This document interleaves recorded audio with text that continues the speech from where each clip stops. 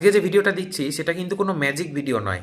এটা বিজ্ঞানও বলে আবার অ্যাস্ট্রোলজিও বলে। বাচ্চার পড়াশোনায় মন বসাতে এটা দারুণ কাজ করে। বাচ্চার পড়তে বসার ঠিক আগে 1 মিনিট শুধু 4-4-4 হিসেবে শ্বাস নিতে হবে। কি এই 4-4-4? 4 সেকেন্ড শ্বাস নিতে হবে, 4 সেকেন্ড ধরে রাখতে হবে সেই শ্বাস, আর 4 সেকেন্ড ছাড়তে হবে। এতে ব্রেনে স্ট্রেস কমে, মনোযোগ বাড়ে, এটা কিন্তু প্রমাণিত।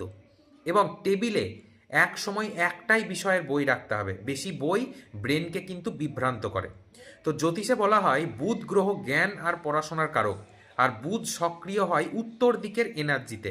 বাচ্চাকে যখন পড়াতে বসবেন আপনারা চেষ্টা করবেন মুখটা যেন উত্তর বা উত্তর পূর্ব দিকে থাকে।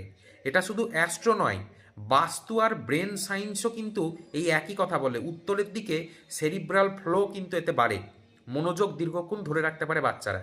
তো শ্বাসের নিয়ম, একটাই বিষয়ের বই এবং উত্তর দিকে মুখ করে পড়া, এই তিনটে জিনিস করলে বাচ্চার পড়াশোনায় কিন্তু সত্যিই মন বসবে।